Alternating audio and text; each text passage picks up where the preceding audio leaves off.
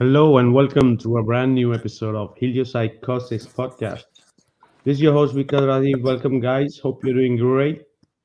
What an awesome show we got today. If you're watching us from YouTube, do like, comment, share, and subscribe if you haven't. And if you're watching us from Fern or Heliopsychosis group, make sure you comment and tag your friends. And if you're watching us from realtruthseekers.com or realtruthseekers.net, Yes, Dad. welcome, guys. Can. Can Rob, could you mic Have it? mute your mic, please, Rob? Okay, cool. And speaking about real truth seekers, they're doing an amazing job with the platform realtruthseekers.com, realtruthseekers.net. I want to give a big shout out to Marcio David, the founder of Real Truth Seekers, and they have some amazing new features on their platform. If you see in the corner here, you could see a newspaper. There's an option for books, and if you click, you're gonna get the news. There's a book option, and here a new option here is you could see a flat Earth icon with a dome, and if you click that, you get one of the main content creators of flat earth content on realtruthseekers.com. So you could literally just click in any of these names and it's gonna take you directly to that channel. So a big shout out to Real Truth Seekers for that amazing feature. And before we jump in our guest, okay, let's jump in our guest because we have some amazing people, amazing lineup. As always, my first co-host, the star of Flatten the Curve, the helicopter pilot, almost a scientist, Rob Taylor. Welcome, Rob. How are you doing? Yes, thank you, Vikka. Almost a scientist, yes, but never again a scientist in their world. We are all scientists of the real Earth, which by definition does not fit their scientism anymore. Out here, we close the gap between scripture and science. We seek real science out here. Welcome, everybody. Nice to see everybody. Keith and Gene and Kevin and Vikka, especially Vikka, the flat earth guru. Absolutely. Thank you for all the work you do, bringing everybody together. Keith, I think this is your first time talking with us. Welcome. Thank you. Keith Keith, sorry, go ahead, Keith. It's just good to be here. I love it, all the work you guys are doing. It's an exciting time for all of us. Absolutely. Please talk more when your time for introduction comes along. Keith is for everybody else, Keith is a fellow researcher. We met on the internet, and so when I saw what Keith actually does a lot of research, by the way, and I'm certain Keith is going to tell us the research he does. So welcome in, Keith. Thanks for visiting us and for recognizing the work we do. We want to recognize the work you do. And you know what I won't. And thanks to Kevin last night for a talk show. He and I did out 1 hour 42 minutes talking about uniquely just about only the rakia, the firmament dome all around us. We talked about how the Bible says it's there, and then science proves it with Admiral Byrd and the Antarctica Treaty, and then Operation Fishbowl and everything since then, and Operation Dominic as well. So Kevin and I talked about that, and it's the show's there for all to see. And I want to give one more time. I want to reach out to our show last week, Vikka, Alex Michael, the conspiracy music guru. And you know what? I'm going to admit here, I missed my cue. He is also the flat earth music guru. He's the conspiracy music guru. Well, I wish I would have made a bigger announcement about that last week. Alex Michael is the music guru. I went back since over the last week. I went back and I listened to his new music. It's phenomenal. Alex Michael, in other words, he does the same presentation that we made in the Flatten the Curve video. he does the same in his music. It's the same material and even more. So I want to say thanks to Alex Michael. Such good music. And you know what he had to do? He had to step out of the mainstream music into flat earth music. So he gave up a lot when he did that. So I'm recognizing Alex Michael, the flat earth music guru. Thanks to him. And that's all for me, Vikka. Thanks for the introduction. Oh yeah, that was a great show last week. Yeah, we had some fun. And Keith, I think, is the second time he's joining us. It's not the first time. Keith is one of our flat earth truthers that we know him, and he runs a couple of flat earth group, and he shares our stuff. He love our documentary, Flatten the Curve, especially, and he just put it in the face of the trolls. He knows the exact content and material to put it in the face of the troll that they have nothing to say or do. Right, Keith? Yeah, a lot of times they just won't comment anymore because they know they don't have anything to show me or anyone else who's reading the feed. So they just get real quiet, which is really funny. There you go. Like Flatten the Curve. Nobody has given any critique of Flatten the Curve. Just like you say there, Keith, they cannot talk back to us anymore. Yeah. So welcome, Keith. It's great to have you. So, and our next co-host, as always, he wasn't there for the last two shows, and he's back with us today, Jeannie. Hey, Jeannie, how are you doing, brother? Vikka, I'm doing great. It is great to be back. Thanks for the invite and putting this all together. This is a great panel tonight and a great subject. I think the audience is going to love it. I think everyone here is going to have a lot to offer. Yeah, I was, Rob, like you were saying, I missed last week and I was upset. It was both weeks were unexpected, but two in a row was like, I missed you guys, and it's good to be back. And Keith, I remember you from last time. Keith got into flat Earth by a gentleman coming into his store who was a Navy officer, I believe, and happened to mention flat Earth to Exactly. Keith and said, "That's all I could tell you." And Keith started looking, and that was that, right, brother? Yeah, man. He was a pilot who flew missions in Antarctica for 5 years. Ah, okay. Oh, yeah. Oh, and the plot thickens. Yes, it does. Very cool. Good to have you back, brother. Yeah. That's Yeah. fabulous. Keith, turns out I know a guy who still does that mission. He flies from New York to Hawaii and down to, I think it's Little America once a month. Yeah. He refuses to talk to me, Keith. Once I figured out about the shape of the Earth, I mentioned it to him. He stopped talking to me altogether, probably because of the security involved. Right.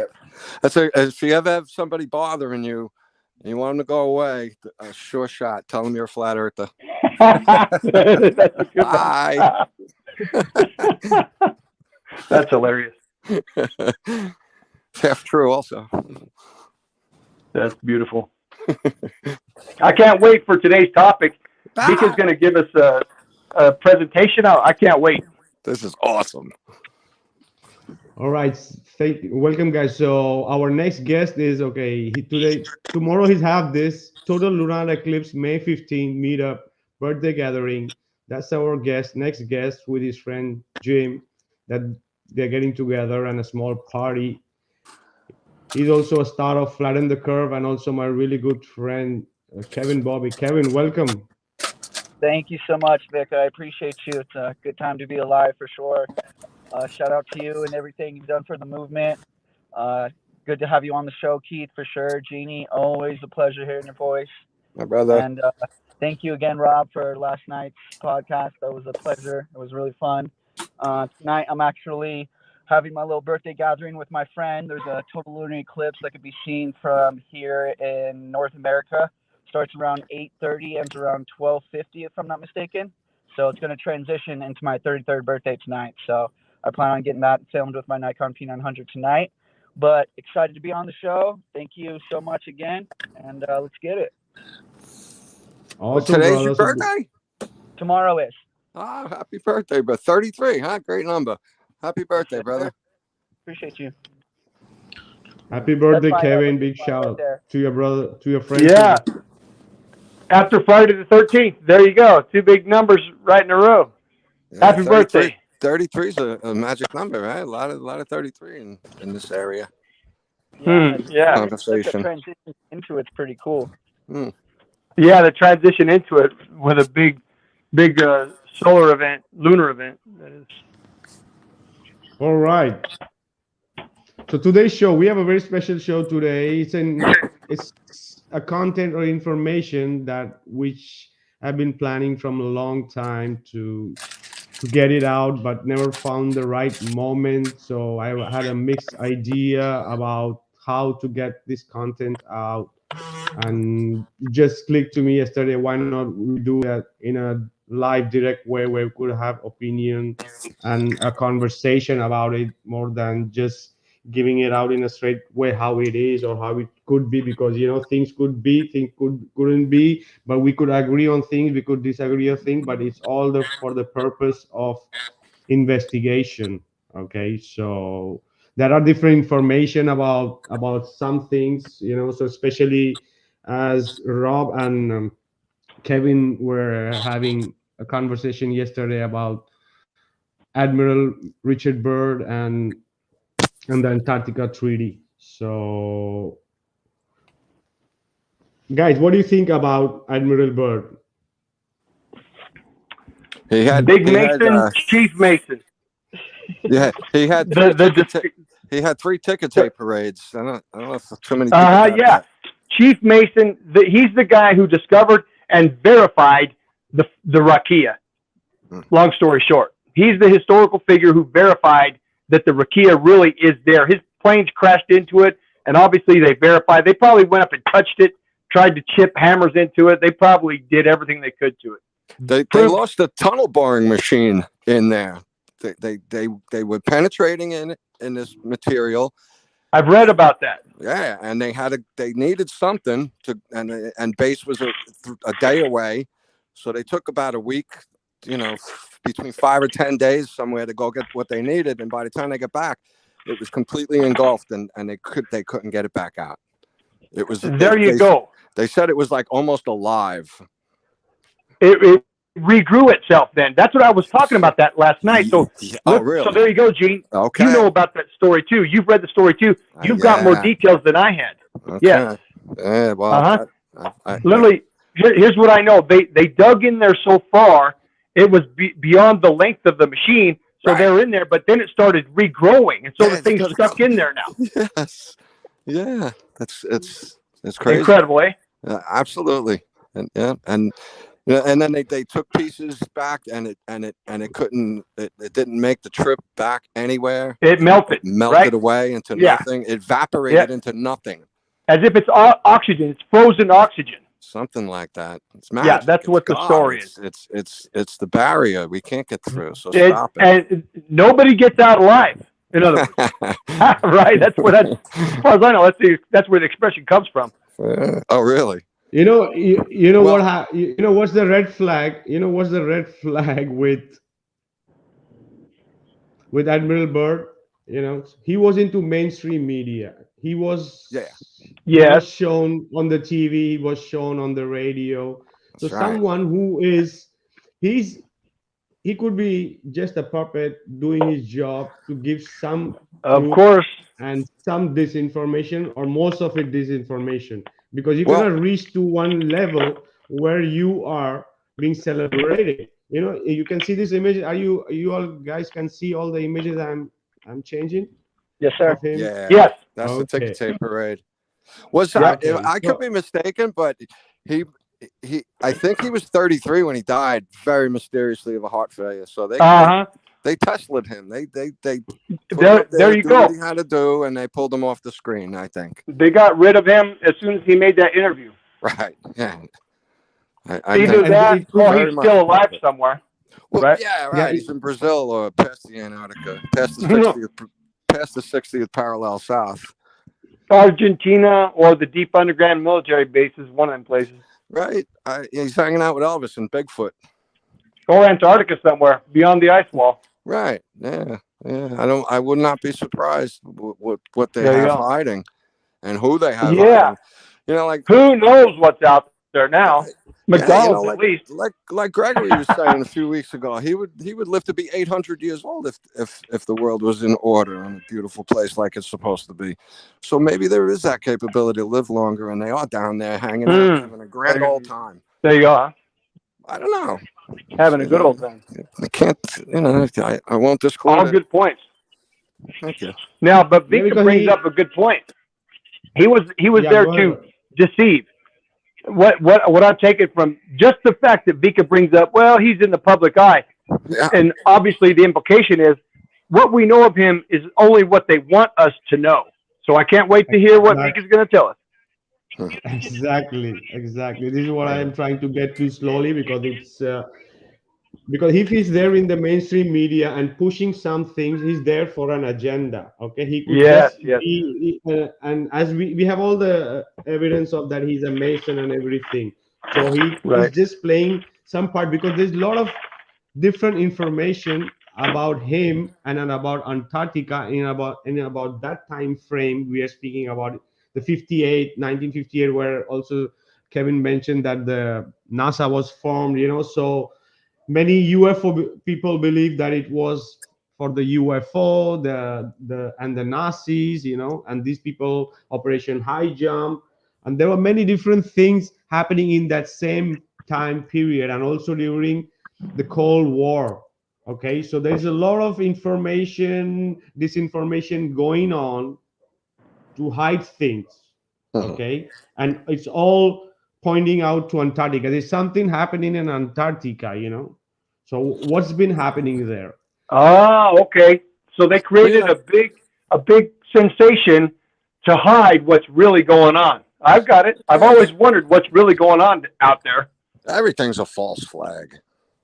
Yeah, everything for the media and the government. In other words, yes. What I have a question. What was John Kerry doing in Antarctica on November 11th, 2016? That was election day. What was he doing there? Yeah, exactly, huh? Seriously, three popes were down there that year. What's his name from the moon? How to get medevac out of there? All kinds of nonsense. All kinds of craziness going on down there in those years. Obviously, commemorating something big in their community, not our community, theirs. Right. Yeah. Right. We're just the peasants. We're the ones paying for that. That's. Yeah, exactly. Right. With our 70% tax rate. Exactly. Yeah. I just mentioned that the other day to a friend. He came over to me and said, "Hey, Dave Weiss is a friend of mine," and I was like, "What?" And we exchanged a couple things. I sent him over the video for Flatten the Curve. So it is 70%. He's a bean counter. He's a money guy. And he told me years ago, he's like, do you know 70% of the dollar in your pocket has been taxed already? And Thank you for confirming from a third party. I tell people that all the time. Bro, this was last week. He says he's on my kids' lacrosse. His son is on my kids' lacrosse team. They've been friends since kindergarten. He's a really good guy. There you go. Yeah. All right. And he loved the video, Flatten the Curve. Guys, if you need ammunition to show anybody bugging you, show them Flatten the Curve and tell them to get anybody high caliber you can against this video. Challenge. Yeah, anybody. Anybody. So. And we'll meet it. We'll take what they say and we'll meet it and we'll refute it immediately. Absolutely. That's a shout out to anyone in the audience who wants to start talking or feels comfortable bringing this up front to somebody in their family or friends, whatever. It's not an easy thing to do, but Flatten the Curve is a huge blockbuster milestone. Guys made history with this movie, guys. Voila. You did. Voila. I had one of my friends that was I brought up to Flat Earth Spike in the beginning, like 6 years ago, and we've been back and forth for a long time. And I put on the documentary when he was at my pad the other night. We got 55 minutes in. He stands up all mad, walks out the other room. He's like, "Well, I guess I'm a flat earther." Very cool. Under an hour. Gold. It was gold. Can't deny it. This guy for a long time. Yeah, and you know what, guys? The more you know of their story, the better off you are, in a way. Yeah, in definitely. one way, maybe not all the way, but if you know a lot of this stuff, it's easy to see through it once you understand things. Once you start looking.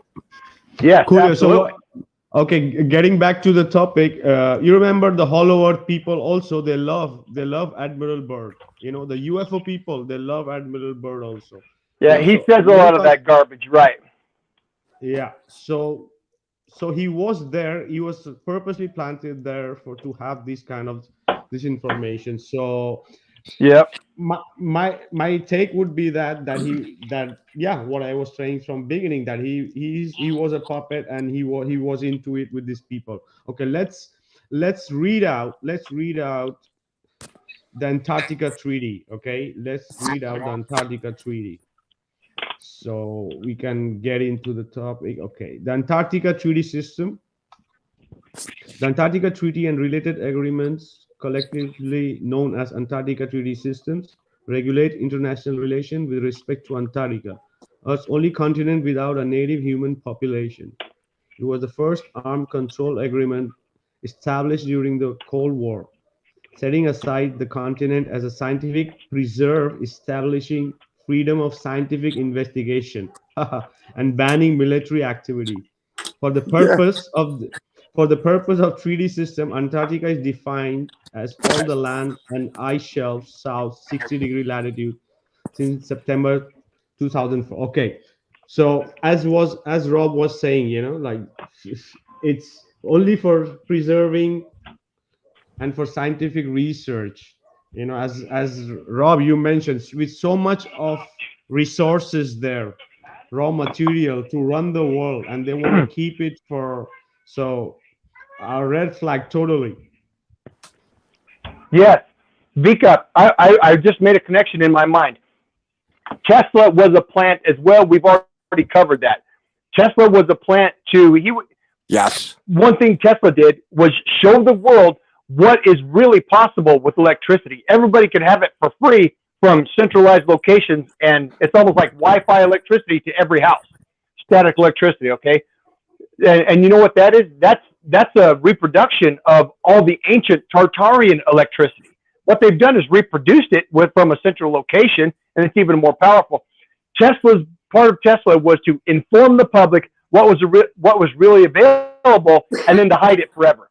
Well, that's exactly, if we look at that pattern, that's exactly what Admiral Byrd did.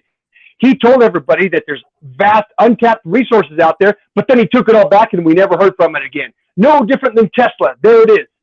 That's right. They Tesla'd him, Byrd. Tesla syndrome, isn't it? Yeah. They It's put him up like there, they prop him up and get rid of him. It's the fake action. Hey, to the public, hey, look at this. But psych, we're taking it back. Right? You can't have it. It's there, but you can't have it. Psych. There you go, right? Beautiful. Please continue, Cool. Vikka. So the main treaty was opened for signature on December 1, 1959, and officially entered into the force on June 23rd, 1961. The original signatories were 12 countries. These are the 12 main countries who really claims that they own Antarctica. Why? Because we're going to see it much ahead. Okay, active in Antarctica during National Geophysical Year. It's a very interesting part too. The most important, Argentina, because it's Yeah. near the rim, it's in the outskirts. Australia, same thing, claiming, these people are claiming. Belgium, because was a strong country in that time, and still is. Chile, also because it's on the Proximity. outskirts. France, France, because they have connections from before. We're going to see that in the more ahead. Japan also claiming, maybe from 1900s, that they own that part of their part of Antarctica. New Zealand, we know why, very near. Norway, South Africa, the same thing. Soviet Union, the United Kingdom, and the United States. Okay, these countries have established over 55 Antarctic research stations, blah blah blah. So what we're saying to say, everybody is involved in this Antarctica treaty, but there are 12 main players. This flag we see around here is the same thing. The main players who own that part, or claim that they own Right. the Antarctica. So there could be many reasons. As we said, UFO, Admiral Richard Byrd, many things. But one of the Pyramids. main reasons, the pyramids, But one of the main reason they are not giving the right information or not letting anybody go is because of this. Okay, the maps, all the ancient map, extra lands. That's the thing. Because Rob, I remember you and Kevin discussing about Admiral Richard Byrd going and discovering the firmament, and okay, that's also could be possible. But if we are speaking about extra lands and Antarctica is so near, so how could we have the firmament reaching so near? So if the firmament is so near and so low, how could there be extra lands? Because most of the ancient map shows us extra lands to the right and left. Because what we are seeing right now here, the map is Perry's map. I don't know if you guys have seen this map. Perry Rice map is one of the maps also. And what we are showing here, the land below is the extra lands. And what you could see here is a fort. You want to add something, Rob? Here you could see a fort. You see, it's a close Is up. that it? These are on the Looks like extra land. almost like a star fort. Rob, do you mind? Yeah. Rob or Kevin? Maybe it was a Yeah. part of the maybe it was a part of the mission that wasn't explained. Maybe they did go beyond Antarctica and then go beyond extra lands to find the firmament. I don't know, just a thought. Yes, indeed. From what I understand, this is just from what I understand. The firmament is 2,500 miles beyond the ice ring. So we can imagine this: 2,500 miles, a circumference 2,500 miles, but all around the circle. That's a lot of land. Okay, when we do the volume of that land, that's a lot of land, and that might include this map that you're talking about, Vikka. In other words, what's the dimension of this? If Vikka, if this show's correct, well then it's out there. So by all means, what's the dimension, right? This edge of the fort, that structure there, how far is that? Where's that supposed to be? What's the dimension of this map? It's huge. Here is it. Yeah, here you can see how huge it is. You can see the same map. You see all these are extra lands from these sides. Okay, so that was Pyrenees. We're gonna jump on to the next. I don't know the name of all of them. Okay, here's another map. What you could see. Look at that. The land of Sancti. You see, here's a forest. You see Rivers the and whole forest. everything. You see the rivers here. Wow. You Yeah. can names all these lands. One of the most famous of these is, which are near the South America, is called the land of Tierra del Fuego. Rob, you can translate. Yeah, of fire. Lands, What is it? Fire. Land of fire. Tierra del Fuego. Yeah, land of fire. Exactly. Rob, how many languages do you speak, Rob? Well, I've studied 8 languages. I speak 4 fluently, and I speak Russian 2 semesters from college. So there you go. I've been around a little bit. Truly amazing, brother. And but Vikka, he's a linguist himself. I know. Right? No, he is. He's got English and Spanish and other languages, and like 5 French, others. whatever. Yeah, exactly. Yeah, I barely got English. Well, you come from New York. That's another language in itself. Let's not forget that. I need my own interpreter. Hey, look at the folds in the change picture. Look at the folds. You can see the size of things compared to the folds in that paper. Yeah. It's tremendous. Yeah, these are all ancient documents and ancient images. This is nothing new. This is all you can find these and ancient globe maps, also not ancient, the old ones, where you could find literally all these lands on a globe, because they phased it out slowly. Still pushing it out. Yeah, exactly. Vikka, where are these maps? What year are these maps from, and where did they come from? What year and where?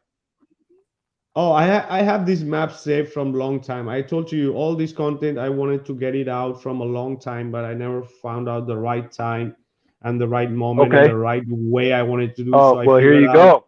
So I found out a better way would be to do it live with you guys and everyone and discuss it and have opinions. And and ideas. Well, gee, we chose the right topic yesterday with the Rakia firmament. Leads right into today. So again, well done. Exactly. Touché.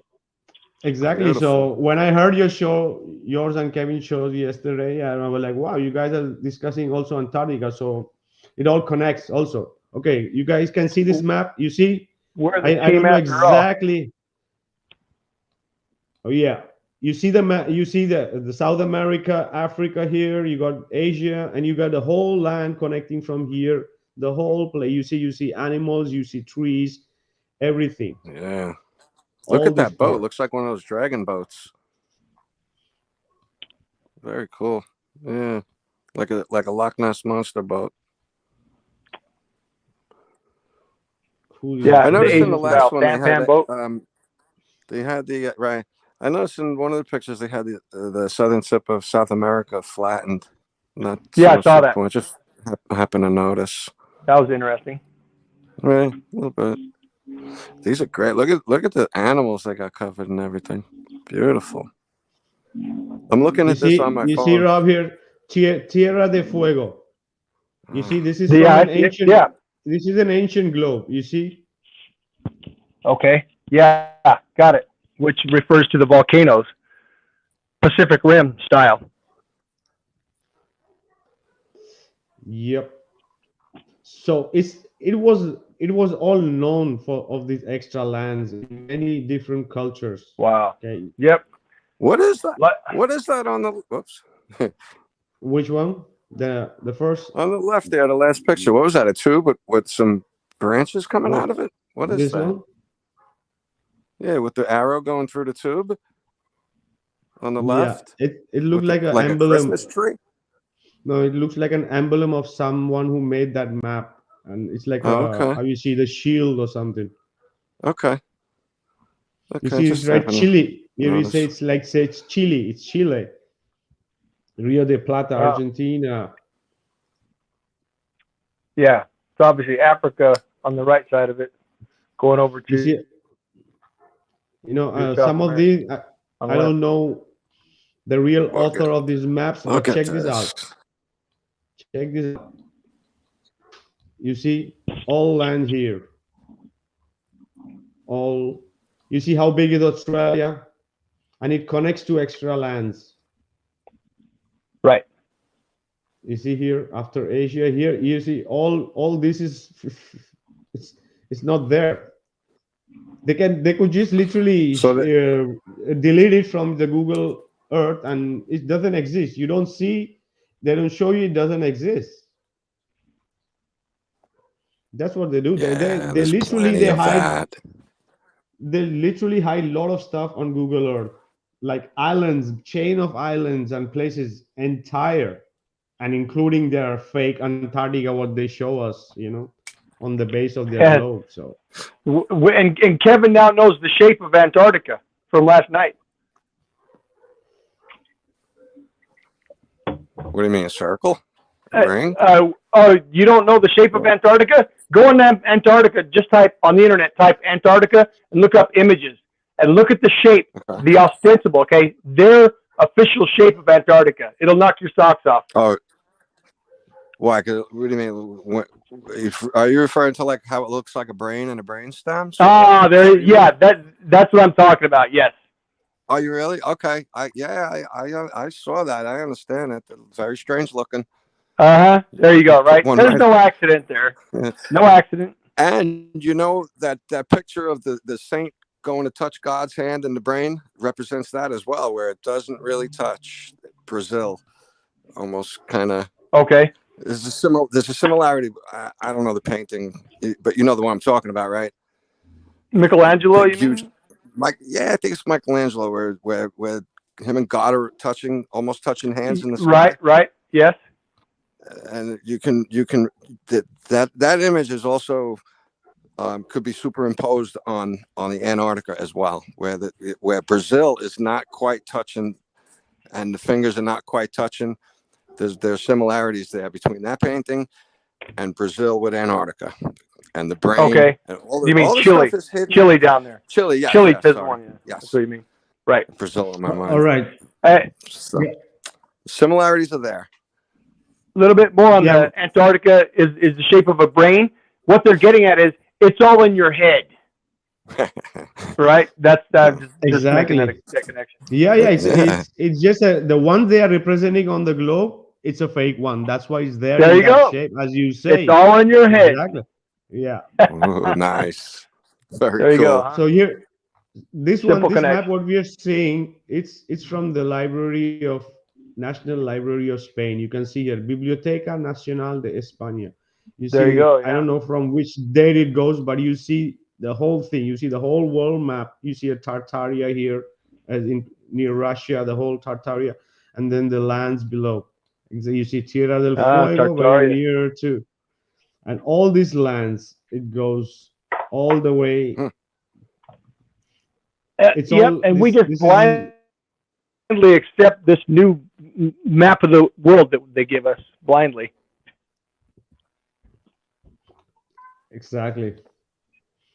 That's the And you see, conditioning. this We're is a supposed to Japanese. respect our teachers. Exactly. Yeah. And Here's a don't Japanese question. one. This is Japanese. You see, this is Chile. Right. It's all the way the South America. It's almost touching. It's almost touching the lands here. Almost touching This is a Japanese. like the hands. Yeah, Yeah. yeah. Right. And this is Yep. from Japan. You know, so we're seeing from all different cultures. They all are showing lands, extra lands. You see the details here. You see, here is right Antarctica incognita, like like unknown Antarctica. This is just the Yeah. name of the map. They put it there, but you see people, you see trees, you see animals, you see everything. You know, they will call, oh, it's You think they really fantasy. could have made these maps on land? Yeah. Do you Is it a think they could have question? made these maps from land, or do you think they did this from the air somehow? Have to be air and land, but they have to know the presence of these lands. That's why it's there in different cultures showing the same thing. It's because Right. in all different cultures they are speaking about these extra lands, and these are not animated GIF or memes, or these are real old maps. Okay, these, you see the details. You can't even get in the details. It's so much of information right there. Okay, here, this is South They're really America. nice. They're really nice, Vika. You see here the extra lands These would here. be You see nice the whole to walk. line here. Terra del Fuego, Yeah. Brasilia, Brazil. You You see, know, these are ancient just maps. You know, they're, barely yeah. touching. So I wonder if like I think it was Australia before that was touching. Maybe it's something Yeah, maybe like the you flood see kind of here. separated a little bit. Yeah, you see Right, here. All right. this part is missing right now, and you see Australia. It's Nova Holland. That's what they call this part in some time in this. I don't know which part of Poca this is. Hmm. Makes me wonder if they It flooded needs. it on purpose. Yeah, again, see, check Rob again. Terra del Fuego. Yes, there it is. You see the line, the Tropic of Capricorn here. It's just between near Brazil. That's pretty common. Tierra. Sorry, my boy's excited. Yes. So yeah, that Tierra del Fuego. That's on both the African and Australian and South American. So that this is, in other words, that's a common expression. There is one common map making entity that knows that the outer land is Tierra del Fuego. There it is. That's a good It's common. observation, Rob. Exactly. They all Voila. know it. And exactly.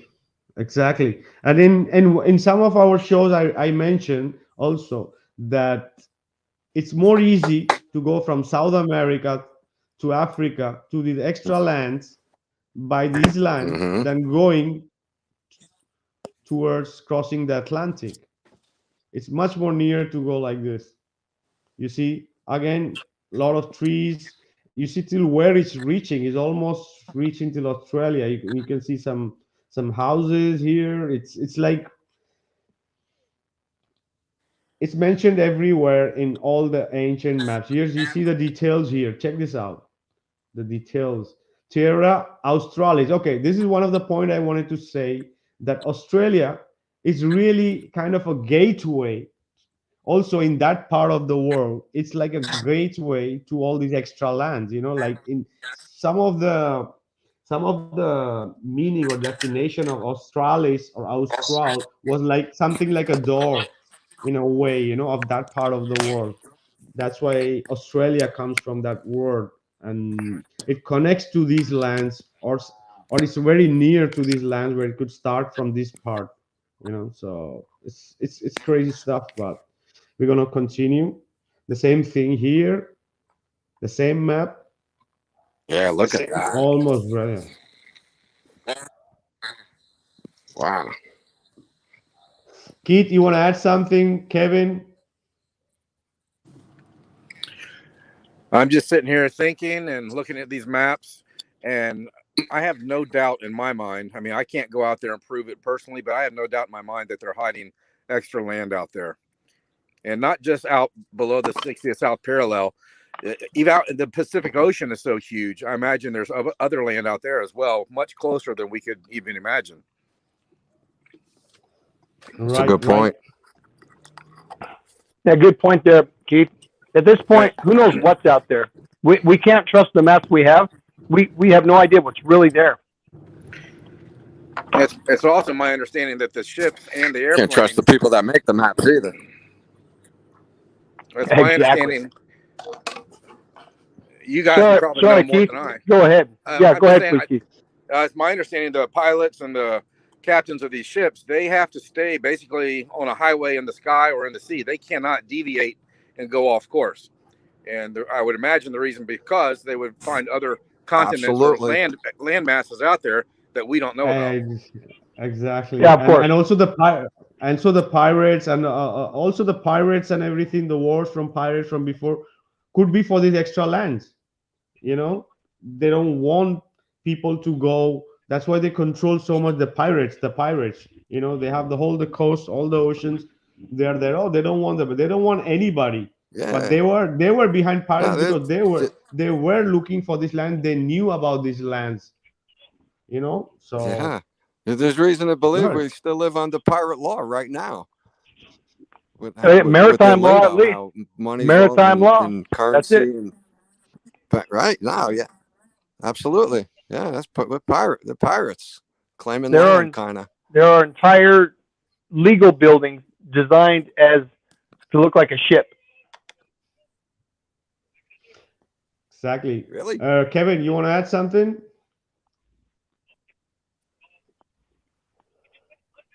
Oh yeah, and if Kevin comes back on, I'll let him go. But Keith, it sounded like you didn't know that there are entire legal buildings that are shaped like a ship, because what do we have? Citizenship. Okay, you see what I'm saying? Partnership. You with me here? Bank yeah, slips. I did not know that. No, I did not know that. Here's a little bit more. When we go into a courtroom, we have the plaintiff and the defendant. We got the two tables in there, right? To get in there, we have to go through it. We have to go through a little gate to get in there and sit in front of the judge. Everybody remembers that, right? Right. Okay. So let me ask you, what does that gate signify? That gate signifies a gangway. Literally, when we go through that gate, we're walking onto a ship because it's maritime law. Yeah, Admiral. Yeah, we're going into their maritime law. Yes, exactly. And by the way, if anybody's ever interested, I've removed myself from that system, by the way, and I can share everybody else how to do it as well. It's called becoming a national. Anybody can do it in any country. We're literally extricating ourselves from their corporate system. If that's another topic that we can talk about, but that's already there. I'm in that process. Anybody else, I'll give you all the information I have via direct message. Oh, Rob, let me know if you need help working that out, brother. Absolutely. I'll pass you what I've got, and I'll tell you how to get in anybody in any state. I'll tell you how to get in touch with your people there in that state. Maybe you've heard of a sovereign citizen. Sovereign citizen. That's what I'm talking about. That's what Ronald Farman was trying to. Yeah. Okay. He's the dude. He wrote a book on it. The instruction and handbook to sovereignty. The term sovereign citizen is inaccurate. Only the country, the state, is sovereign. But we as human beings, we can be. What it really means is we can be independent from their damn corporate governments, and they allow us to be. They allow us to be. It's completely legal. All we have to do is do the right paperwork and be a nice guy, right? Don't commit any crime. Right. Don't commit any fraud or crime. And guess what? Literally, we become untouchable by their corporate bullshit. We don't even have to obey their driving laws and driving violations. We can turn right on red if we want to, even though it tells us not to. You see what I'm saying? We could blow through a stop sign if there's nobody coming along. Just like they do, right? Yeah, exactly. Just like they do when they feel like. All right, guys. We can't do anything to them. All right, yeah, exactly. Right. That's for some other day topic, guys. We know we had Ronald Farnham with that. How's the book called? Just so that the people know. It's called the Solution. It's called The Solution.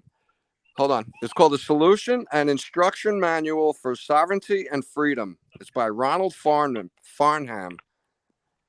Awesome. Ronald, guys. Farnham. Great guy. So according to that topic, if you want to know, that book is really recommended by Ronald Farnham. And anyone in the audience, if they want to find out, they missed that. Yeah, go back on Vikka's Heliopsychosis page and you'll find it. He was there a couple months ago. We interviewed him. He's a really great guy. He will offer you any help you need filling that book out and getting it done. Exactly. There you go. Sorry, Vikka. Okay, so let's jump in again. So jumping on to going on with the map. And this map we all know about. It's one of my favorite maps. Kevin also knows. We all know it's Monte Urbano map. And this is the map which is the whole topic all about. Is Antarctica Treaty 500 years old? Why? Why could it be possible? Okay, the next image is, as I said, sometimes the information could be right in front of our face, but we won't see it. Sometimes it's there, but only when the time comes for it to know, you really see it. All this information here where the arrows are pointing to the extra lands, there are some letters written here. It's written, I think it is in Italian. Okay, so we continue. Okay, what do we see here? We see de la España. This means from Spain. This is de la Francia, from France. De la Germania, the Germany claiming like that. So this all goes around and is claimed by different countries and divided in how many are parts. there? Right, their own sector. They're all The Masonic division. The Masonic division, in other words, of Antarctica. There you go. There's probably 33 of them there. So there you go. So if this map is more than 500 years old, if this map is more than 500 years old, and this is already divided 500 years before, so how can be the Antarctica Treaty from past 60 or 80 years, 60 years ago? How is it possible? Yeah, this is in water. There you go. This is a valid question. If this map goes back that far, what's this Antarctica treaty all about? Looks like it's already there anyway. Exactly. This is what I'm trying to get. That this is just a mock-up. This treaty is just a mock-up to show maybe they had some internal, like maybe they just got hot and they started fighting again, so they may have to make a new one. What I think so. During the Cold War, during the First World War, so maybe that was the whole fuss about. Yep, re-solidify it to the public, in other words. Exactly. So here it's Because that's By the what way, it's all guys, you about. know they did those operations down there. If you look up the word Dominic in the anywhere, it refers to the Lord. So Dominic and Fishbowl were in Antarctica, and it sounds like Fishbowl of the Lord. Kind of interesting. Of course, yep. By the name itself, yes. And those are the little things all over the place. Those little Easter eggs, Yep. whatever. They're all Easter over. eggs, Those are yes. things we have to all overlook constantly. Constantly overlook these things to write it off and not say, hey, what is really going on? So Right. The little Easter eggs hidden in plain sight. That's what Vikka was talking about earlier. right. There it is in front of everybody, Yeah. and nobody recognizes it because we're not taught to recognize it, but we don't recognize it for ourselves. Right. But then again, somebody has the epiphany and shares it with everybody. That's why we're all here doing this talking, because we're seeking more. Cool. Finally. And here, Rob, and here it says, maybe you can read it already in Spanish, but here is for the people who don't understand. There are some information also in some parts. No, here it's written in Italian. In the Los same habitantes map, de este país no. Okay. No quiere comercio It got con small on me. forasteros. There we go. No quiere. Okay. Comercio con forasteros. They don't. Quiere su amistad. It looks like forasteros. Does that mean foreigners? That's what it looks like. They don't want commercial. They don't want commerce from foreigners, and they don't want friendship. Yeah. And it's prohibited by law, by their kings, by big penalty, and they are idolatrous, meaning they're pagans. But that's Right. information about that part of people of that particular region. Okay, so there are different information is given Yes. about. So there it is. It says bajo grandísima pena, means there's huge penalty for going there. There you go. That's the treaty, Antarctica Treaty, right there. Even back then. Yep, and here he's saying, en este país no está permitido que los extranjeros viven ahí y todos son muy blancos y están desnudos. They is saying that in this country it's not permitted the foreigners living there, and everyone here is very white and are naked. And that part Really? Means it's warm.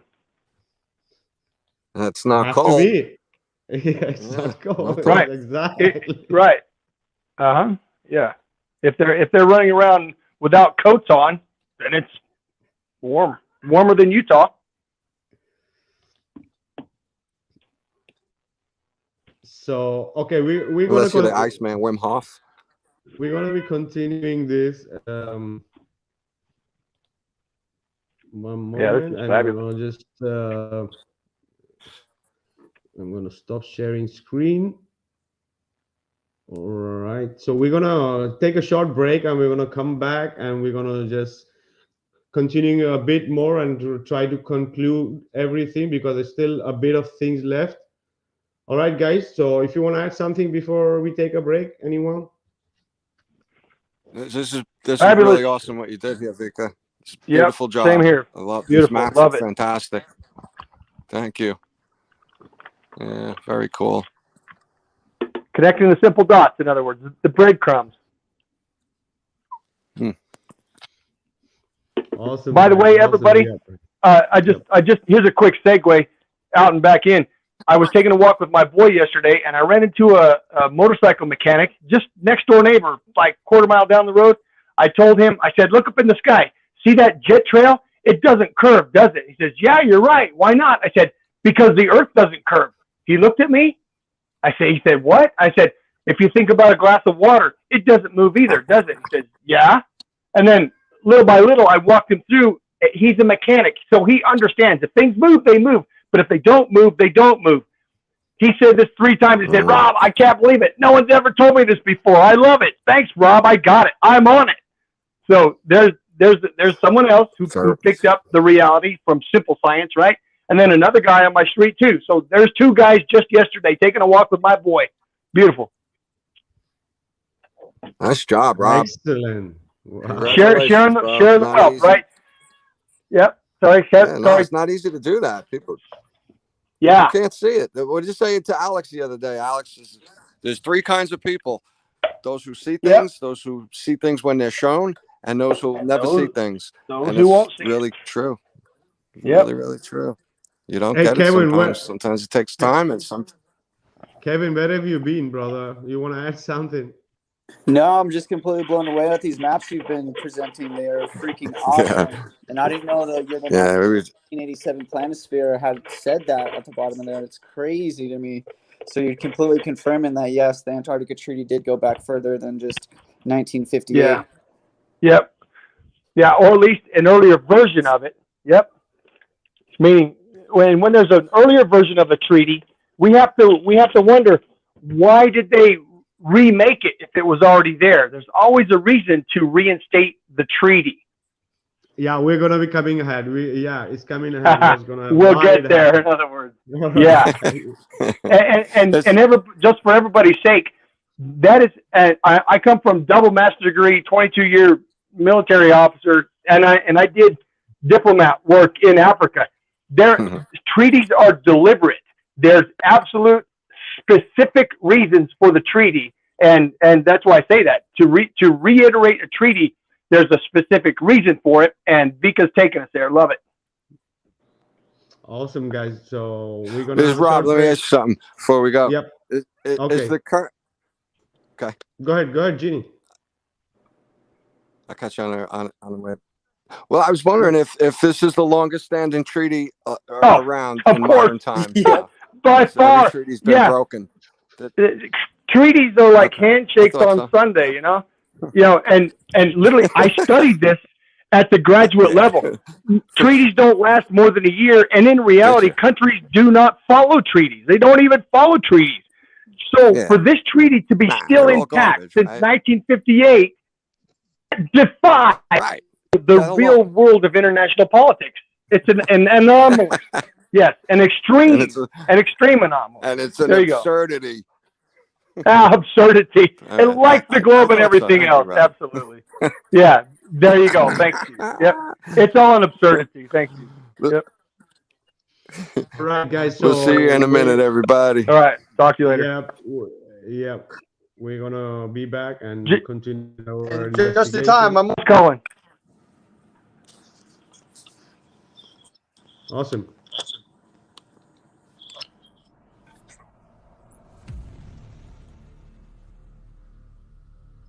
My name is Joshua Silva. I am a licensed commercial pilot and flight instructor. I have had a lifelong love of aviation and aerospace, and when growing up I even fancied myself an amateur astronomer. Number one, I'm a pilot, and when I used to fly out of Long Island towards Nantucket, bottom line here is they're going to give you some type of formula for every 100 miles. They're going to give you some type of XYZ per kilometer squared. Been in aviation for 21 years. Anything from helicopters to aerostats to big birds, little birds, fighter jets, things with engines, no engines, big blades, little blades, compressor blades. I woke up to the truth of the flat Earth, shape of the Earth, as an engineer and a pilot. I'm a merchant marine. I've been sailing 15 years. I graduated from the Paul Hall Maritime Center out of Piney Point, Maryland. I primarily sail on container ships, tankers, drill ships, military cargo vessels. You name it, I can sail on it. Work experience. I joined the Navy when I was 17 years old. I had a secret security clearance. There's different levels of security clearance. There's a lower level, then there's a secret, which is what I had. I'll be providing my in-depth experience of U.S. Navy submarines and how they prove we do not live on a globe Earth. However, due to the nature of my job and the security clearance that I hold, I wish to remain anonymous.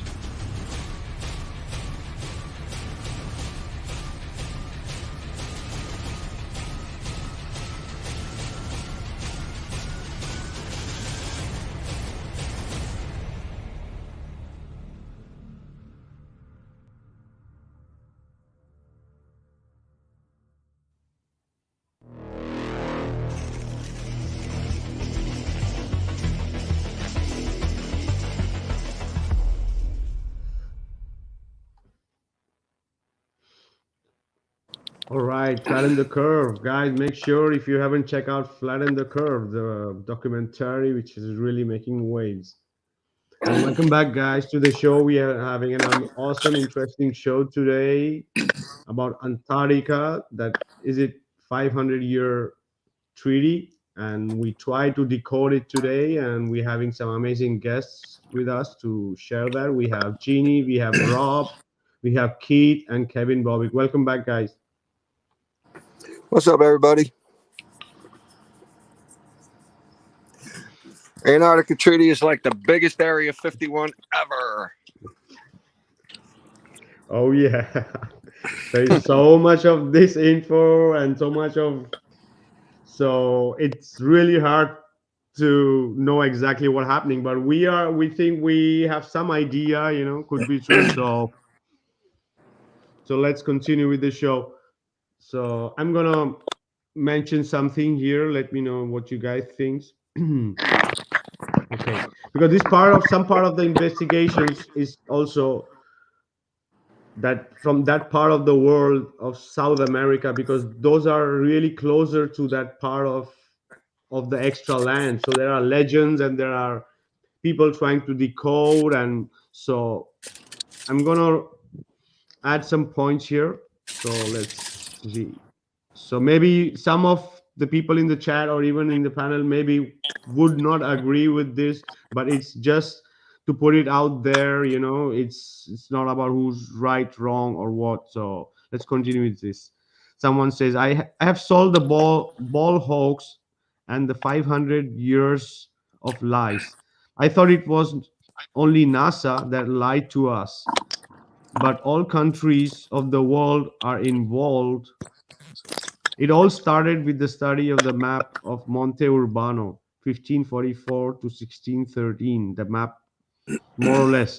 So in it, it has been seen that the ring that surrounds the Virgin Earth, the Earth was already divided into 36 parts, each part with the name of country like Spain, France, Germany, Chile, etc.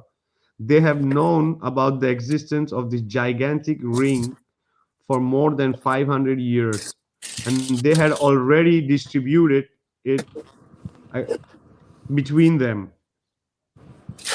Now I explain the wars of the pirate ships for the possession of these lands. They decided to hide those lands by changing the shape of the land from flat to spherical for religious, economic, or power reasons. Uh, can you mute your mic, Keith or Kevin, please?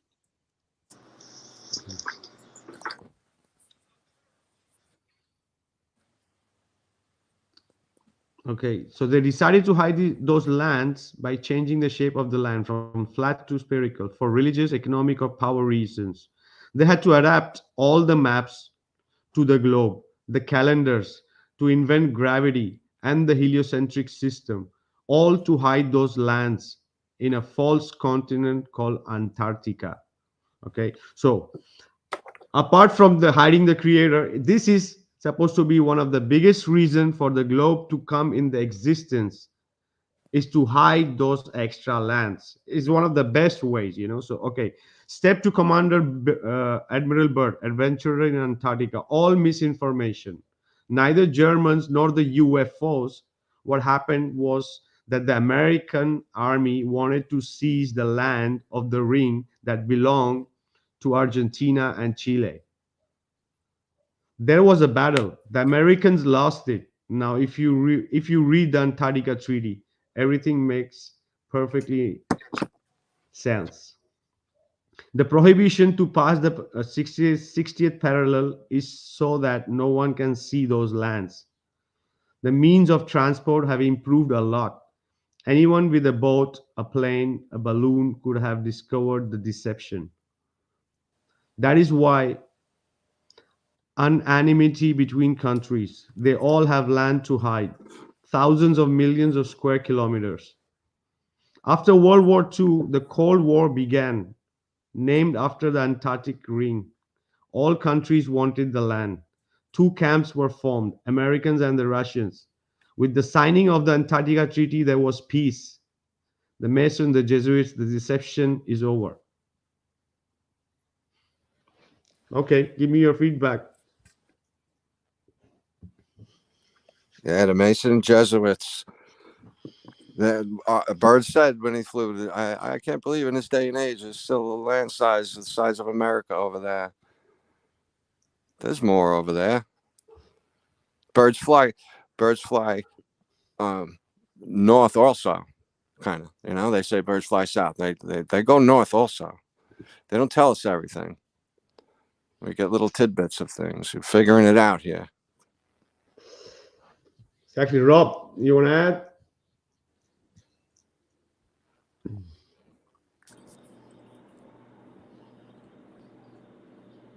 Rob or Kevin or Keith? Yeah, for sure. I think it's a great idea for all of us and everybody that's listening to take this information and go out and do your own personal research and take your critical thinking with you when you do it. And like I love to say, don't fall victim of popular public opinion. Like, this is some very interesting information, especially for the flat earth movement. So I don't think it should be taken lightly. I think we should all, like I said, go out and do our own research on this topic. I love it, Vikka. Thank you. Awesome. I think Rob jumped out. Maybe you're going to join us back. Keith, you want to add something for the last things I commented? Yeah, it makes perfect sense to me. And I will share a little story just from yesterday. You know, I have hundreds of flat earth conversations with people online every week. But I also have a lot face-to-face with people that, you know, just strangers I meet. One of the guys I met yesterday, he works up at NAS Jacksonville, which is the Navy base up there. He's been in the Navy a long time. And I said, hey, can I ask you a personal question? Do any of you guys ever have flat earth conversations? He goes, no, we don't talk about that. I said, well, it's just interesting because it was a Navy guy who got me into it. And he said, he told you the earth was flat. And I said, yeah, basically. So we started talking, and he said, you know, it wouldn't surprise me at all because they lie to us about everything. He said, I keep my head down, do my job, and collect my check, but they lie to us about everything. So, I mean, and I think that's one of the problems for a lot of people getting into flat earth is that it's so much bigger than just flat earth. It's basically everything. This entire system, the system that we live in is completely upside down and backwards. Whatever they say, the opposite of that is usually true, whether it's medical or whatever. You know, else. Keith, I know I see a great icebreaker there that you had. Is with the military was a great icebreaker. So when you said, a friend of mine said, you know, a military guy told me you caught that guy's ear. Yeah. So that's what Flatten the Curve is just going to be tremendous. You're not stopping that documentary. Right. That's really a great job what you guys did. Yeah. No, that's a great end. You got to get a foot through the door. Somebody said before about having a friend introduce you as opposed to going in alone.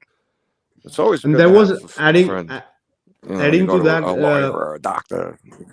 Yeah, Jeannie, adding to that, somebody did comment on the trailer, even before the documentary was released. Somebody commented, just seeing the trailer, that he was excited that, wow, so many people from the army and the military coming forward. This is amazing, and this is the only way the truth could happen. You know, somebody said, like, there has to be a connection with the army or the force, because these are the people who are seeing the things happening. These are the ones, you know. And you need that influence. The instruments. An educator or teacher is not going to come and save the world. Academic or scientific who will just taking money to, you know, grow himself is not going to come and save the world. It have to be somebody. They got to protect the plaque on their wall. Yes, there have to be somebody from that base of that profession, because it's all there, you know, as also Keith mentioned. So we see if Rob can get back. Enormous high caliber. Exactly. So I'm gonna share something. One moment. Let's see. Yep. All right.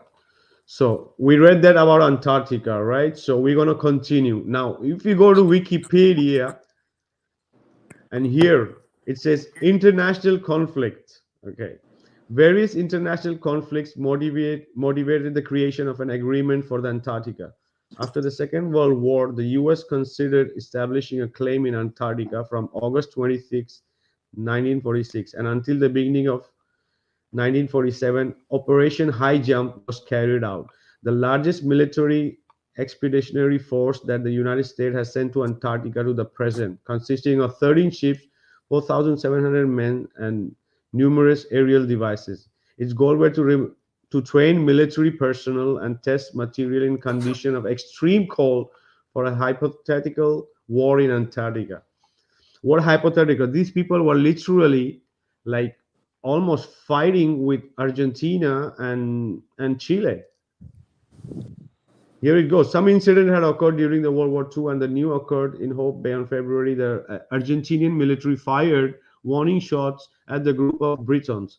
The response to the UK was to send a warship that landed Marines at the scene on February in 1949. Argentina, Chile, and United Kingdom signed a tripartite naval declaration committing not to send warships south to the 60th parallel, which was renewed annually 1961 when it was deemed unnecessary when the treaty entered into force. The tripartite declaration was signed after the tension generated when Argentina sent a fleet of 8 warships to Antarctica in February 1948. So what the hell was happening in Antarctica? Why was Admiral Byrd there? What, to fight a war against the Chilean Argentinians? That's super suspicious. Never heard of that before. This is there on Wikipedia. That's from right Wikipedia. There. Yeah, that's crazy. I don't remember ever hearing him mention a war down there.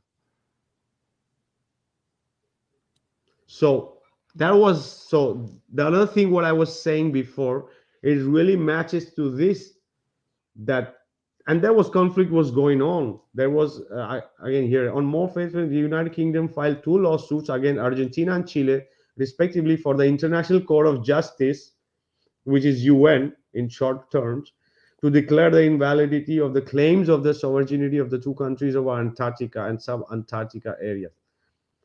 Only July 15, 1958, the Chilean government rejected the jurisdiction of the court in that case. On the August, the Argentinian government also did so. Blah blah blah. Okay, so it's the same here. The international geophysical here, same. The conflict.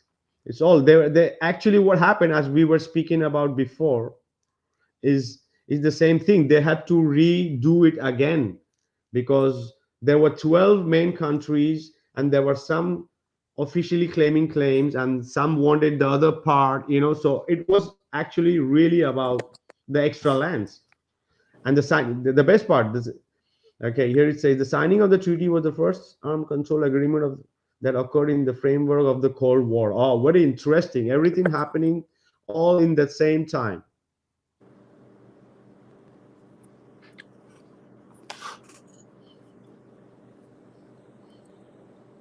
You see, all these are countries are involved, but there are only 12 main countries who really like run the show, and the most important being Argentina and Chile for sure, and there's Australia also because it's one of the most it claims, that it's near there, and you have Chile, you have Brazil unofficial, France, right? Location and Germany. Yeah, Germany is because we read that Germania, it was written in Italian, but it even mentioned when East and West Germany became one, and it went as Germany. And here's historical claim. What about China? China, they're all new part. Maybe they're just there, like they don't have really a word maybe in it. You see, here is the Germany, New Swabi. I'm just curious. It sounds, it sounds like the biggest armies have claimed down there. The biggest countries with the biggest armies. Is that right? No. Yeah, and the most near, for example, Japan. The location and the army size dictates what this list is right now. Exactly, and everybody's involved up to some part, but they don't have the word. They don't have so much power apart from these ones who really claim. Japan, historical claim. Right. Why? Because they here they are claiming, they claim that part of Antarctica is because they did an expedition in 1910 much more before. Okay. And you know, like in the ship Kalian Maru was the first such expedition by a non-European nation. It was concurrent with two major Antarctic individuals led by respectively blah blah blah. You know, so the same thing. Norway claims. Nothing with the Vikings, though. Oh, well, there you go. Norway, maybe. Yeah, Okay. Norway, yeah. We said the same thing, same time almost. South Africa, Okay. UK for sure, because it's all about colonizing. And so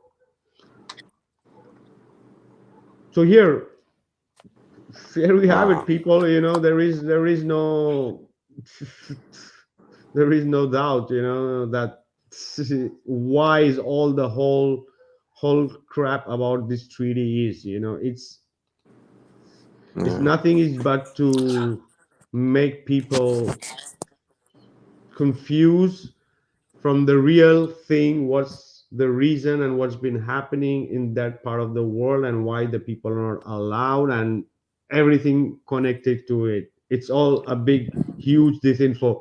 And according to this information, the whole globe model is for one of the main reason, apart from hiding the creator, is not people knowing what is that there is extra lands. There's lands everywhere, and there's so much more information with another cosmologies about so much detail that they speak about these lands and the kind of people that live in and their heritage and their kings and their descendants and so much info that your mind gets blown, you know. So you know, the globe offers what they're looking for, is that limited everything. Everything is limited on a little globe flying around in emptiness. You know that, right? And that's not what it's not what we really have. And this is part of that, because there is more.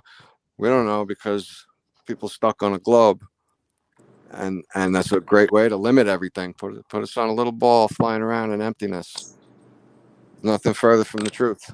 yeah, because it's easy to have a imaginary prison than to show the exact shape of the earth, because everybody wants to gonna become an Indiana Jones or a pirate and go and explore, and you can gonna go and right. no, it's the best way. There's nothing. You go around, you come around. There's nothing, and it's easy. You think there are people in some part of the world that even if it's that cold or that isolated, forget about if it's not even cold. It could be more dry than anything or rigid. But imagine being away from the civilization, just patrolling what? Yeah. You know, walls, what? Mountains, what? Maybe you are having 50 kilometers, you would have a one station where you have somebody there. You cannot really control this. It's just they just take out 90%, 95% of the people just off that, you know, by just saying it's a ball. Yeah. And look at where the ball and starts. all this it starts in the crib.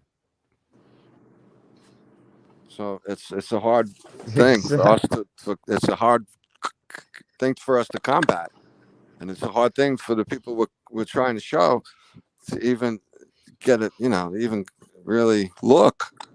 Come to the fence and just look, right? That's all we're trying to do, guys. Check this out, because this is your world. We're trying to help. And all the images and everything, all the maps and all the information, it's right there. I didn't write Spain, France, Italy by myself. It's there 500 years ago, written there, that it's been divided and it's been in control. And those 12 who really control are their people who or their how you say, their generations who've been controlling through these people, through these countries, really control that nobody goes out, nobody knows about this land, and that this information doesn't go on. Everything needs to be chaotic and disinformation about the same thing. So that's why it's Admiral Byrd and all that crap and all that Operation High Jump and all that UFO and all that, you know, I don't want to say the word, the German attempt there. So it's all just, and the hollow earth, it's all just to create more and more and more disinfo than to get the right what is really happening there. And this, in today's show, we try to make it at least a bit clear that what is and what was or what is been happening all this time. So So you could. It reminds me of the space race between the USA and Russia was won by the Germans, kind of in a weird way, with Operation High Jump and Operation Paperclip, right? Because that's when the war was over, and we won, right? And the United States won that war, right? Is that what they say? And we took like 1,800 or so of those guys from that group over there. And we brought them over and placed them in 1945 and placed them in all the colleges all over the place and certain businesses and places of importance. So, and that's what we're falling under now. These guys took charge of all this a long time ago. Because they were smart, they were intelligent, and they were able to run things. That's the reason. Rob, right? They look. I mean, by the way, General Patton, heard it put that way, but it's true. I will tell you, I'm speaking from General Patton. Observed this: the U.S. Army moved General Patton out of command because they didn't want him to have the glory of conquering Germany and moving into Berlin first. So they moved him out of combatant command, and then after the armistice, they placed General Patton as military governor of Allied control of West Germany. Okay, so what he observed immediately was just what I told you. These German people, they're good, they're intelligent, they know what they're doing.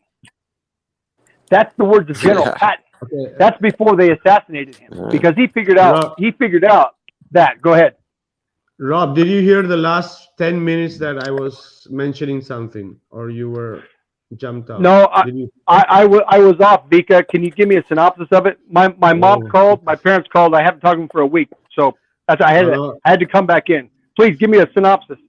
No, I just had many things. I was last 10 minutes. I was saying, well, I read some things about Antarctica, the war, and Chile, Argentina. That also you missed. So yes, I did. I'm gonna have to go back and recapture that. Okay, so the rest of the panel did so, and like it's mentioned in Wikipedia about these conflicts with Argentina and with Chile, and so what and during the Cold War and before the First World War. So all these things was happening in that period of time during that Antarctica treaty was renewed in a way from that 500-year-old treaty was renewed in that time of the year, because that conflicts happened between Argentina, Chile, and UK and US and the rest, and for those extra lands. And it sounds like what you're telling me diplomatically. After they shook everything up with the World War II, they literally, this is the reason they reiterated everything, was to lay everything back out certainly after the shakeup of the World War. There we go. Yeah. Okay, got it. So I think Jeannie and Kevin and Keith did heard me. So what are your thoughts on this? Anyone, Kevin? It's new information to me, Vikka. But again, that makes perfect sense. You're starting to put pieces of the puzzle together, and it's just, we live in a reality that has been staged. We have controllers that, we live, the way I like to say it as a joke, but serious at the same time, is that we live on a free range tax farm. And yeah, you said it. You're right. So, I mean, and I think you said for me personally, what I'm trying to do, and it's so hard, is I'm trying to live on the outskirts of the system and eventually escape the system, because it's so evil at every turn. But well said, Keith. Oh yeah. Well said. Oh yeah. That's where the Ron Farnham's solution comes in. We literally can extricate ourselves from their system and live as a private national. We can do that. We just have to do it properly. Exactly. And Vikka, you guys brought that up in the show 2 weeks ago about the fake birth certificate. Yeah. The birth certificate, social security number. That's the slave. That's the slave collar around our neck. We don't even see it. Yeah. Exactly. Kevin, your thoughts on what we mentioned a bit? I'm just absorbing the information. This is incredible. Like the timeline, like you said, is just making perfect sense now. Connecting the dots like Keith is for sure. And Kevin, we talked about timelines of history last night. We sure did. When we look at timelines, literally 2 points on a timeline will make all the sense as long as we understand what's going on. For sure. Vikka just broke it down. Like, I'm kind of blown away right now. So, yep. I don't like to speak on things I don't know. So I'm kind of just like, I need to bite my own words and do my own research on the subject. Here's an example from last night. Just to segue out and back in. Last night, Kevin and I, this is my own observation. Historical timeline. World War I kicked off in 1914. Okay? However, 1913, December 23rd, 1913, Woodrow Wilson signed, in the U.S. president, signed the Federal Reserve into law. Yeah, okay? yeah. You with me here? That's the Meaning day he sold us out. Exactly, okay? In other words, they did not kick off World War I against Germany, Russia, and the Ottoman Empire until they had full control over the U.S. industry. There you go. 2 points. Tell you that book, story. The Creature from Jekyll Island. There you go. That's it. From Jekyll Read that Island book. is a good version. And yeah, Griffin. Yeah, that guy is awesome. I think his name is G. Griffin. Edward Griffin. Oh, you know what? G. Edward Griffin. Fact, my friend that I was talking about a little while ago with the 70 cents taxed on every dollar in your pocket already. He was the one who told me about Griffin. He's like, hey, you ever heard of this book? Yeah. I'm like, no, what is this? What's it talking about? He's like, and yeah, I just got it, never read it.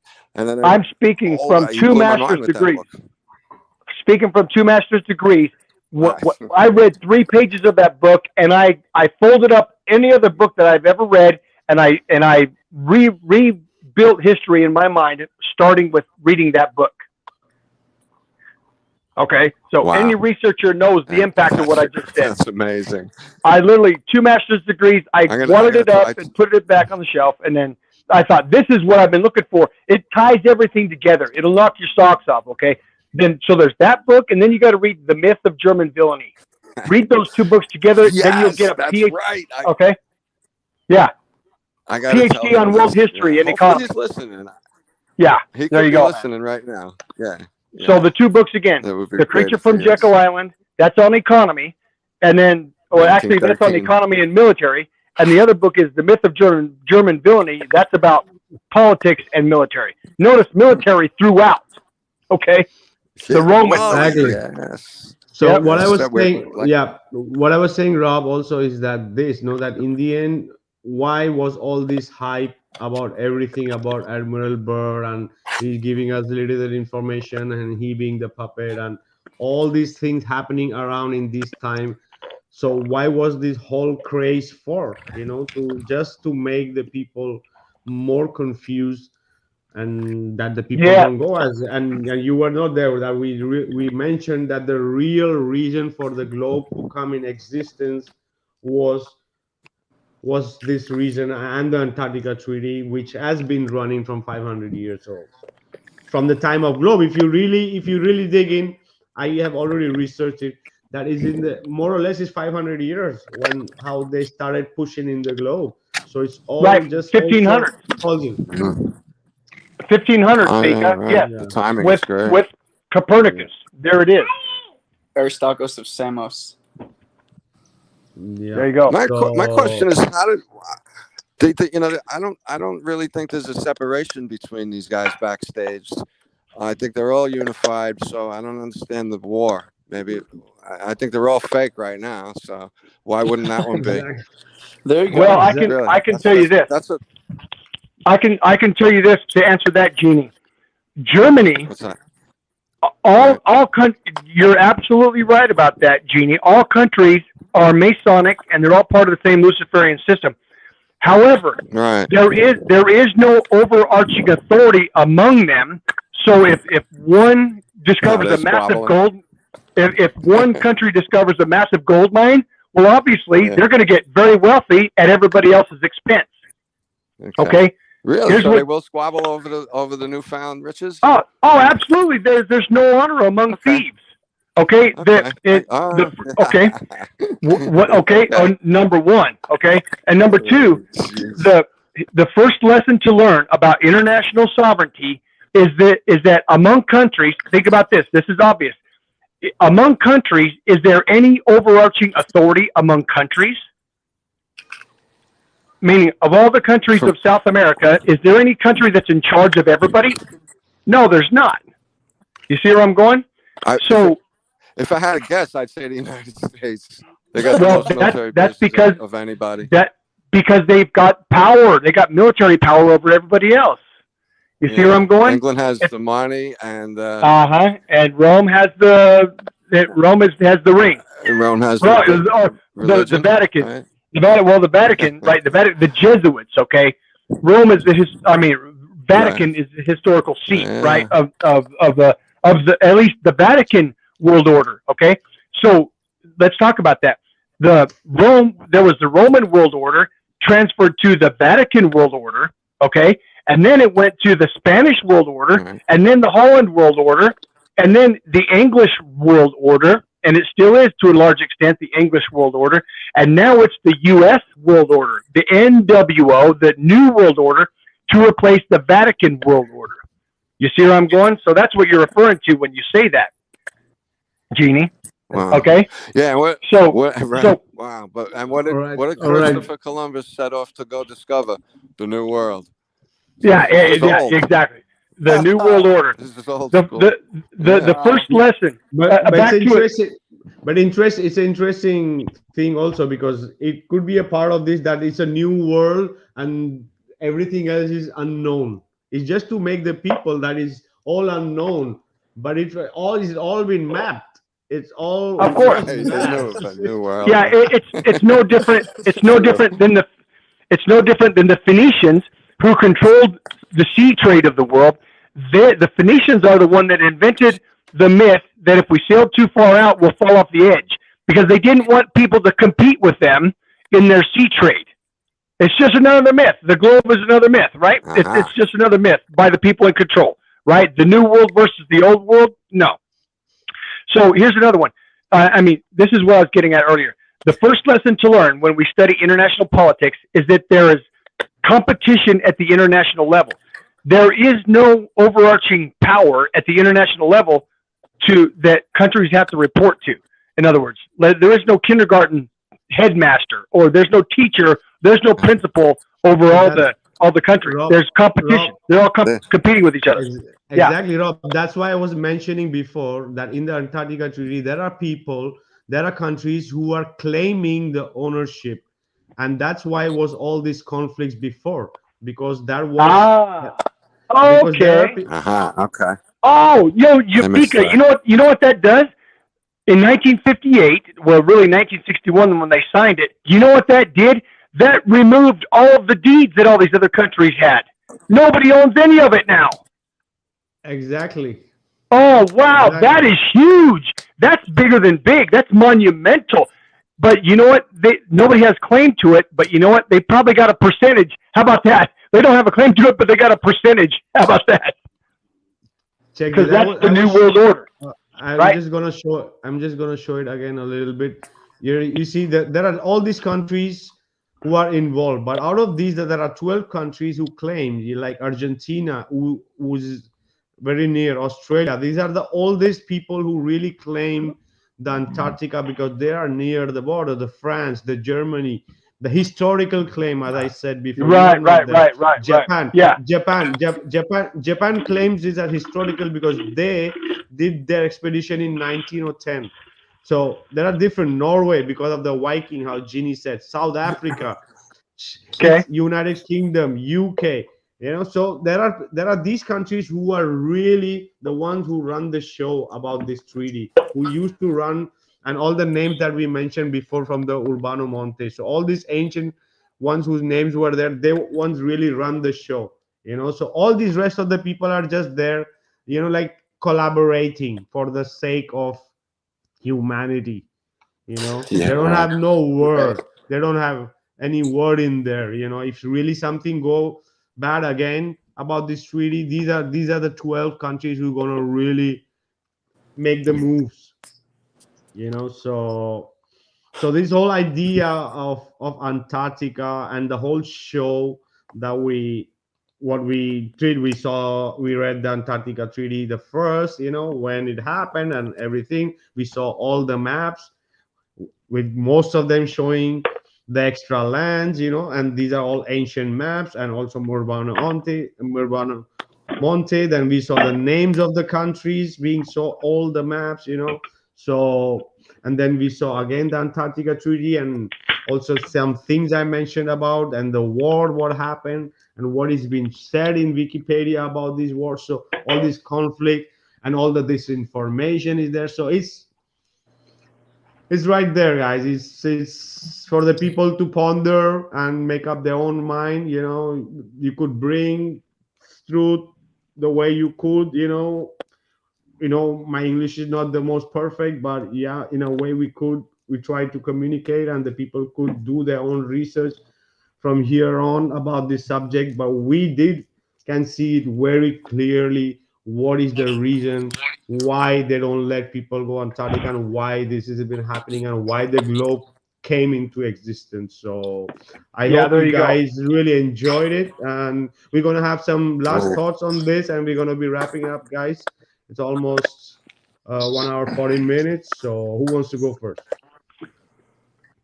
If you don't mind. Right. Who's it? Vikka, I just want to say thank you for putting this together. And you've actually given me a lot of homework stuff I need to go research myself now. And just the work that I'm getting ready to do and present myself. But I did want to share one last thing, and it kind of ties in. Because I've always wondered, why would Admiral Byrd be put out there on TV to say, hey, there's a piece of land out there as big as North America and it's never been explored, when he's military, he's government. So, at some level he's a puppet, and he's reading a script and telling people what he's been told to tell them.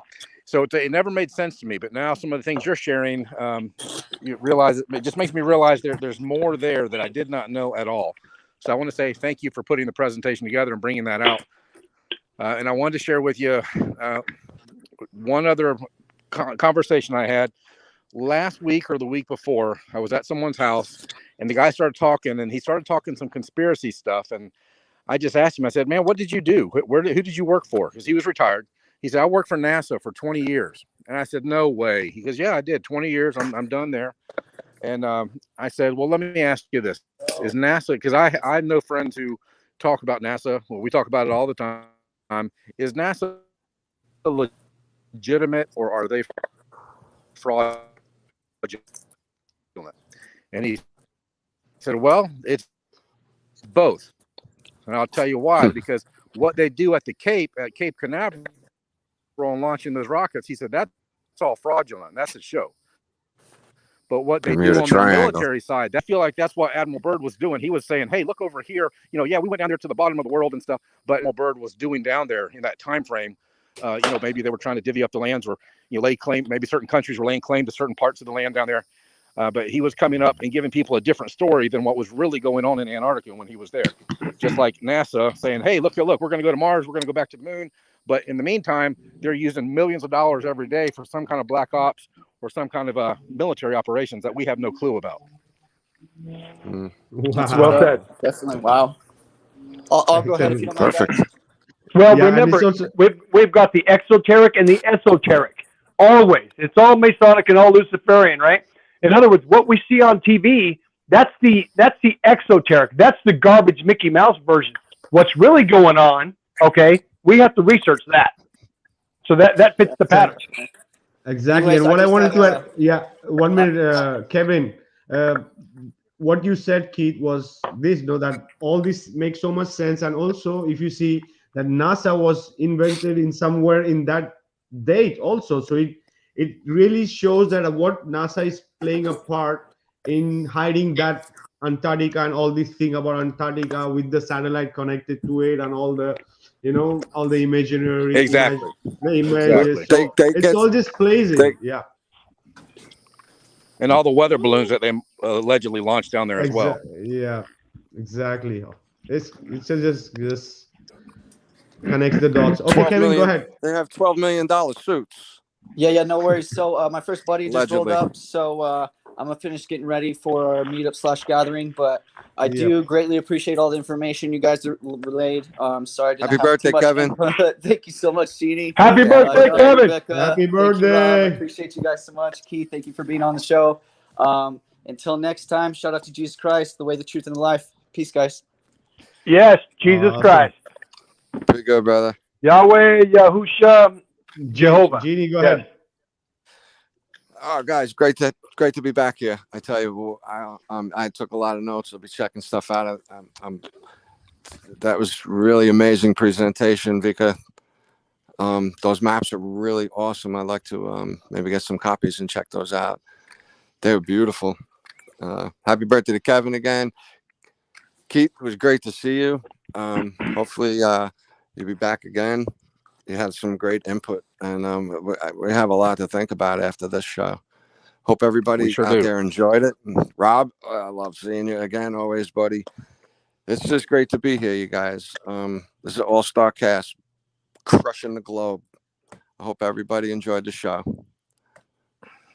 Awesome, Jeannie. Thanks for being here. Thanks, Keith. Rob, go ahead.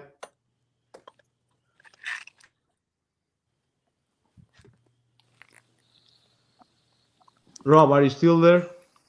I'm still here. I think we all lost it for a little bit.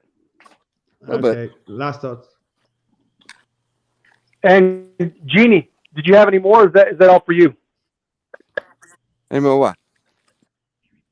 Your voice trailed off. I was just asking, is that the end for you? Nah, just saying thanks to Vikka. That was an amazing presentation, and it was great to see you guys again.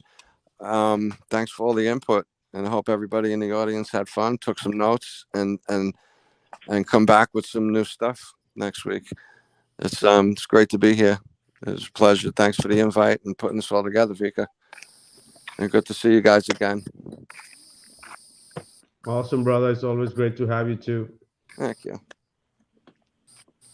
Rob. And you know what? One thing I keep forgetting. Hey, let me throw this in really quick. Okay, go ahead, Gene. Last I heard, if anybody wants to say, you can take trips down to Antarctica. Yes, you can. Absolutely. It costs a fortune to get a boat there, like a cruise ship. And there's just several different ones, but they all link back to one certain family, as far as I know. And that was science advisors to Obama's wife. And they all go to the same places. And you're locked, and you're not going on your own. You're going to their canned locations, their chosen locations. Yes. Very, very, very limited.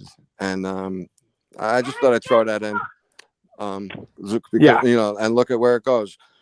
Right back to the suits. And to the suits. Those guys. The men in black, right? Yeah, and you can look up his science advisor and see his name and never think anything because I think it's his wife's maiden name. So, and that's what they do. They change names. They do this. So it's hard to connect that stuff. You don't see it. They're not like, hey, look at this. There you go. They keep it in the family, but we don't know the family. So there you go. Yeah. Right. Coolio. Rob, last thoughts. Okay, yes.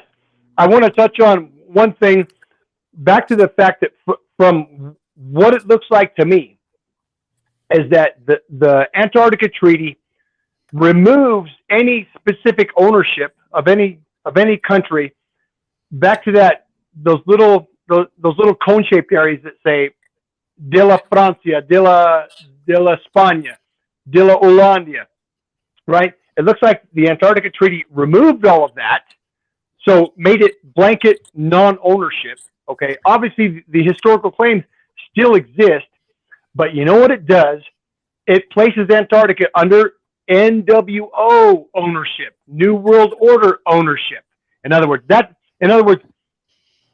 to the point of international sovereignty. There's open competition in international sovereignty. Whoever's got the biggest stick, which is by far the U.S. right now, they're going to make the rules. And so what they've done is they've rechartered all the deeds down there. They've rechartered all the ownership down there. Okay. Obviously, the historical claims still exist, However, the big stick, the holder of the big stick, may or may not recognize those ancient deeds. You see where I'm going? Because that's an old world order. They're under the new world order now. Okay, you see where I'm going?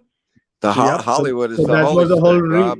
that was the whole reason to make the new treaty, to make everybody show what's happening, who are the ones who are making the moves. Yep. That makes perfect sense. That's right.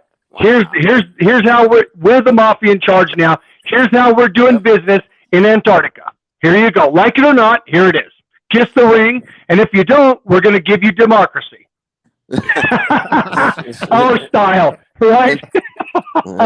Okay. Now, international chess. Of course, exactly. That's what it is. And gentlemen, I've been studying this since 1991. Literally, I've lived in 4 different war zones. I've walked in 4 different war zones. I've read books and books and books that are not in the schools. And I studied at West Point, which is a pseudo international relations degree and history degree, along with my engineering. And then my 2 master's degree was all about this very topic, all about it. So and not that I know everything, but I've got some good experience in this, right? And what Vikka's saying is exactly what I've studied for the last 30 years. Now, Jeannie, I'm going to answer your question. Why did everybody gang up on Germany? Okay, because here's what happened. Here's another question. Why did everybody gang up on Napoleon? Okay, that's an equally valid question. You see where I'm going? Why did the world order gang up on Napoleon from between 1800 and 1815? Here's why. Napoleon outlawed fake currency. Napoleon mandated hard currency, gold, okay? And he outlawed usury. Napoleon redrew, okay? Let's call this the Napoleonic world order, allowed the common man to compete in business. And that's why everybody still loves Napoleon. So that's why they Kennedy'd him. Exactly. Okay, because Napoleon's world order, Napoleon was not from mainland France. He was from Corsica. Remember that. Okay? Napoleon's father was more a General George Washington type figure in Corsica than George Washington ever was in the United States. Huh. And okay, France. Okay, the France was also a player. Is one of the main countries who big claims, industry, absolutely, and claims a part of Antarctica, like okay, more than anyone. Yes, the Francia. One of the 12. Absolutely. Okay, so that's why they all ganged up on Napoleon and got rid of him. All the corporate owners forced France back into a slave debt fiat economy and removed all of Napoleon. Okay, and then they went to Mexico. Okay, then they went to Mexico, and then they went to the United States in 1860 with Abraham Lincoln. It's the same story. You with me here? That's when it happened. Got it? Yeah, the Civil War was not what they think. The Industrial Revolution was more or less the big boom was 1840, 1850 in England. And so all the money people are looking at this and saying, oh my gosh, the Industrial Revolution is here. Where did the cotton for the Industrial Revolution come from? From the southern U.S. states. Okay, so then they go and they fake a war and crush all the southern states so they can claim it for themselves. Right. You see where I'm going? Okay. Now, then they went to Spain in 1898. They got rid of Spain so they could seize the Philippines. By the way, the reason for the Spanish-American War was not about Spain. It was about the Philippines, so the U.S. could claim the Philippines. You with me here? That's what all these damn wars are about, okay? Yeah. Now, Rob, we're gonna be wrapping up. So if you want, okay, last little bit. Yeah. Now let's go to Germany. Between 1870 and 1906, Germany had industrialized to the point they were 200 years more advanced than Britain and France and the U.S. combined. In other words, if the world order had not destroyed Germany, everybody in the world would be speaking German, and the world order would be German. Germany had surpassed Rome by 1906, which is why they invented World War I and World War II to destroy Germany. There's your answer, Jeannie. Old World Read those Order. 2 books. It would have been the German world order. They had a new world order. I said old world order. Yeah, exactly, right? Yeah. Germany had surpassed. Which country makes the best technology now in the world? Absolutely. There it is. 100%. There you go, my friend. Enough said. Creature from Jekyll Island, Myth of German Villainy. Read those two, PhD on everything. Yes. This is my specialty, by the way. Yeah. All right. Along with Flatter and Vikka. Thanks, guys. Thank you for being on the show, guys. So I hope the audience really liked the show because we try to put it the best way we could in a presentation. It was one of our first show where we were doing screen sharing, and we tried to present it to be as clear as possible, you know. So we tried our best, and yeah, it's for the people to make up their own mind and ponder and look into it, you know. So there are possibilities that we saw that why the hell all this information about Antarctica is, and why we cannot go there, and why that this treaty is not just 60 years old, you know. Because the world order has a new ownership down there. There's a new big dog and removed everybody else's rights. Exactly.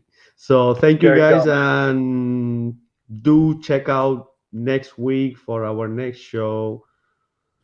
And yep. See you guys soon. This is VikkaDraziv signing out from Heliopsychosis. Bye.